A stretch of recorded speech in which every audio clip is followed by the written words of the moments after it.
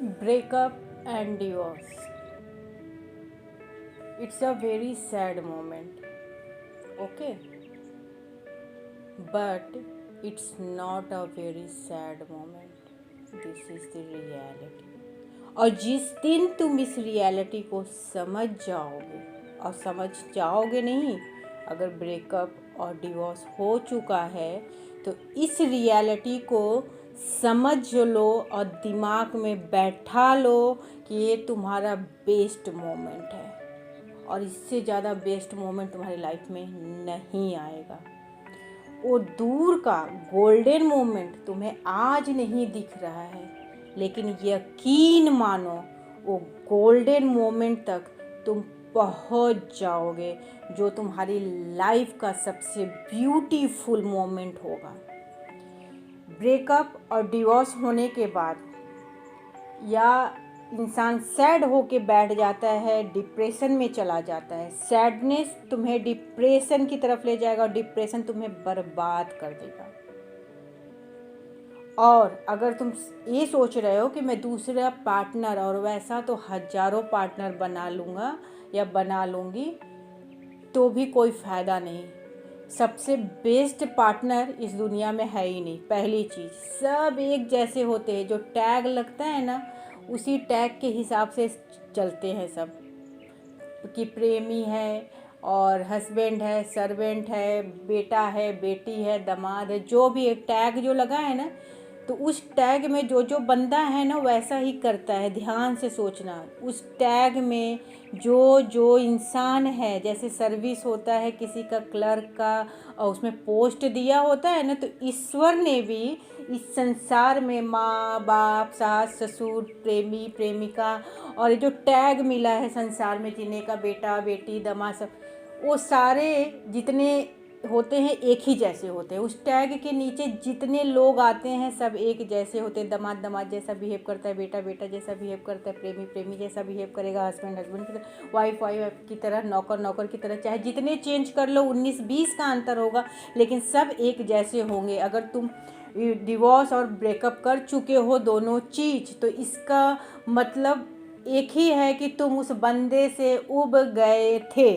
Okay, दिमाग में उसी दिन बैठा लो और उसको बैठाए ही रखना। बहुत मैजिक होगा डिवोर्स और ब्रेकअप के बाद। मैजिक ये होगा ना कि जब तुम अकेले बैठोगे ना, तो तुम्हें उस अपने पार्टनर की, अपने मतलब सारी अच्छी बातें याद आएंगी, सारी अच्छी बातें याद आएंगी जो उसने तुम्हें सॉन्ग डेडिकेट किया। उसे तुम सुनोगे तो सुनना बंद कर दो, क्योंकि ये जो मन है ना हमारा अंदर का, वो तुम्हें उल्लू बना रहा है।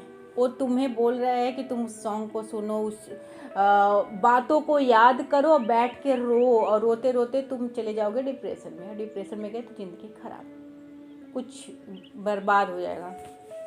फिर एक मन बोल रहा है कि चलो वैसा कितना मैं बना लूँ पार्टनर, उसको मैं दिखाऊंगी। अरे बहुत गलत ट्रैक पे हो। पहली बात, दूसरे को बर्बाद करने का इस टाइम मत सोचो। ये जो सिचुएशन है ना, अपने आप को आबाद करने का टाइम सोचो। दिल पूरा टूट गया है ना, पूरा टूट गया, पूरी तरह से तुम डिस्टर्ब हो गए हो, तो अपने पे फोकस करो, अपने ऊपर सिर्फ फोकस करो। दूसरे को ना बर्बाद करने का सोचो, ना आबाद करने का। और बस अपने ऊपर फोकस करो। अब मुझे अपने आप को ऐसा बनाना है, ऐसा सक्सेसफुल बनाना है कि वैसा पार्टनर मैं एकदम लाइन लगा दूँ। जिस दिन तुम सक्सेसफुल बनोगे तो तुम्हारा पार्टनर जैसा भी था वैसे लाइन लगा देंगे। लेकिन ईगो में रह के नहीं करना बॉस। ईगो बर्बाद करता है। ईगो में नहीं, तुम बस अपने ऊपर फोकस करो और अपने को बढ़ाने का सोचो, ठीक है। और वो क्या करता है नहीं करता, सब चीज़ से हट जाओ। उसकी सारी मेमोरी हटा दो, सब चीज़ हटा दो। फिर भी दिमाग में आता है तो ये अफर्मेशन हमेशा दौड़ाते रहो। दिमाग में हर समय बोलते रहो कि मुझे सक्सेसफुल बनना है, कुछ अचीव करना है। गोल डिसाइड करो, बहुत सारे गोल आएंगे, उसमें से एक गोल डिसाइड करो। मेंटली और फिजिकली, मेन बात ये है, मेंटली और फिजिकली अपने आप को स्ट्रांग बनाना है। मेंटली और फिजिकली। उसके बाद फाइनेंशियली तुम अपने आप हो जाओगे। फाइनेंशियली एकदम एकदम चारों तरफ पैसा आ जाएगा। तो अपने आप को स्ट्रांग बनाओ, mentally physically then financially strong. तो इस तरह से उस मोमेंट को लो, ना कि सैड होके बैठो। पूरी ऊर्जा अपने अंदर पावर पूरी जगाओ, योगा करो, एक्सरसाइज करो। मैं तो यही सबको रिकमेंड करूँगी, योगा करो, योगा करो, योगा बेस्ट है। एक गोल डिसाइड करो, ट्राई बहुत करो। और ज़िंदगी जीने के लिए बहुत ज़्यादा पैसे की ज़रूरत नहीं होती है। 2 सेट भी तुम्हारे पास कपड़ा है और सुबह शाम खाने के लिए तुम बंदोबस्त कर लो, लेकिन उसको अपना एम्बिशन नहीं बनाना है। एम्बिशन तुम्हारा हाइयर रहेगा, हाइयर लेवल पे उसे बनाओ। उसे बनाने के बाद फिर तुम आगे बढ़ो। वह जब उतने दूर तक तुम अचीव करते करते सब भूल जाओगे, पार्टनर सार्टनर सब भूल जाओगे। जो भी पार्टनर होगा ना वो अजूबा नहीं आएगा, इसी धरती का रहेगा ना, वो ऐसा ही रहेगा।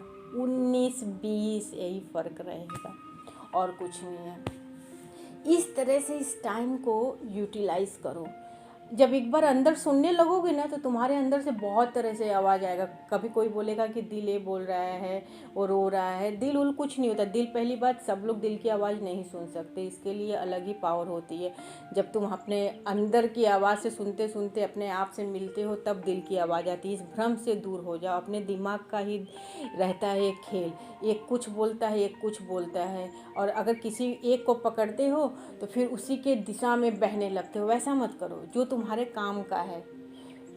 एक लाइन मैं बताऊंगी इसमें, मन के बहकावे में ना ये मन राह भटकाए, इस तरह से लाइन है। मन के बहकावे में ना तू तू इस मन को दास बना ले, इस तरह से कुछ है, मुझे पूरा क्लियर याद नहीं है, लेकिन उसका मतलब यही है कि उस मन को, जो तुम्हारा मन है, उसको तुम अपना सर्वेंट बना लो, उसके बहकावे में ना हो। मेन चीज़ जान लो, वो जो तुमको बहका रहा है, जो तुमको उलझा रहा है, बहुत सारी बातें बता रहा है, और उसकी बात मत सुन के बस एक वर्ड पे फोकस करते रहो, I am mentally and physically strong, I am mentally and physically strong. 24 घंटे माइंड में बोलते रहो।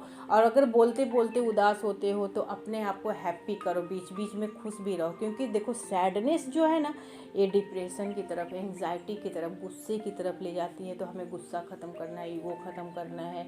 अपने अंदर का ईगो और गुस्सा है, दोनों चीज़ बहुत एक साथ मिलता जुलता है। इन दोनों को ख़त्म करने के बाद ही तुम एक सक्सेसफुल इंसान बनोगे। तो इसका तो लेवल बहुत है, लेकिन इस टाइम में जैसे जो डिसीजन तुम्हें ये लेना है कि न मुझे अगला और चुनना है और न ही मुझे सैड होके बैठना है। पहले तो एक डायरी में नोट बना लो कि मेरी लाइफ का जो सिचुएशन आया है इसको मैं कैसे फेस करूं। तो नोट बनाओ कि मैं इस सिचुएशन को कैसे फेस करूं। न मैं उसको याद करूंगा या करूंगी, और न ही मैं सैड रहूंगी। तो अपने आप को खुश रखने की जिम्मेदारी तुम रखो, सेल्फ लव करो, फिर सेल्फ केयर करो, और उसके बाद तुम अपना काम करते रहो। और दूसरा पार्टनर चुनने का सोचना ही नहीं, क्योंकि सब एक जैसे ही रहेंगे, कुछ दिन का रहता है बस। देखो, कोई अगर प्रेमी प्रेमिका होता है या फिर गर्लफ्रेंड बॉयफ्रेंड बनते हैं तो एक साथ रह के सीखते हैं कि कैसे शादी के बाद रहना है। उनका गोल एक शादी हो जाता है, इसलिए वो एक साथ रहते हैं। किस लिए रहते हैं? कि हैप्पीनेस मिलेगा। लेकिन शादी के बाद ये शादीशुदा लोगों को देख लो, बैंड बजा हुआ है इन लोगों का। एक दूसरे को बस कुछ दिन की चांदनी सब में है, कुछ दिन की चांदनी रहेगी, उसके बाद तो शादी के बाद और भी रेस्पॉन्सिबिलिटी, बच्चे हैं तो ये है। हस्बैंड वाइफ ना बस झगड़ते रहते, किसी तरह से सरवाइव करते रहते हैं, चलो ठीक है। लेकिन ऐसा कुछ नहीं है। जब तुम अपने गोल को अचीव कर लोगे ना, अपने गोल को पा लोगे, तो तुम्हें सब कुछ अच्छा लगेगा। तुम 24 घंटा उसमें इंगेज रहोगे और अपने आप को निखार लो, संवार लो। हम सब एक पत्थर हैं, हम सब के अंदर एक मूर्त है। इस पत्थर को तुम ही काटोगे धीरे धीरे, और ये पत्थर जो बना हुआ है ऐसे ही, जिसका कोई शेप नहीं है, उसी के अंदर एक मूर्ति है। और ये जो बिना शेप के है, क्योंकि बहुत सारी बुराइयां हैं, ईगो, एंगर, वो एक लिस्ट है। तो जब तुम ऐसा डिसाइड कर लिए कि न मुझे सैड होके डिप्रेशन में जाना है और न ही मुझे दूसरा पार्टनर बनाना है, मुझे सक्सेसफुल होना है। गोल सक्सेसफुल होने का तुम ये रास्ता चुने। अब इस रास्ते पे बढ़ो। आगे धुंध है तुम्हें दिख नहीं रहा है बॉस, आगे धुंध है तुम्हें दिख नहीं रहा है। जैसे जैसे सफ़र तय करोगे धुंध छटती जाएगी और तुम्हें मंजिल नज़र आता जाएगा। जैसे जैसे तुम आगे बढ़ोगे, पहले सक्सेसफुल होने का ठानो, वहाँ तक पहुँचते पहुँचते उससे पहले ही तुम्हें गोल समझ में आ जाएगा। लेकिन तुम्हें चलना होगा, रुकना नहीं है, चलते रहना होगा। अपन कंफर्ट जोन को छोड़ना होगा।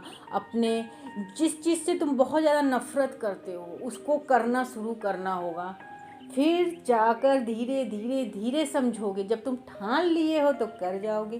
क्या नहीं कर सकते, बहुत कुछ कर सकते हो। लेकिन लाइफ का एक गोल बन जाएगा, तुरंत नहीं बनेगा। पहले बहुत सारे गोल बनेंगे, उसके बाद एक गोल तो ज़रूर बनेगा और तुम कर लोगे।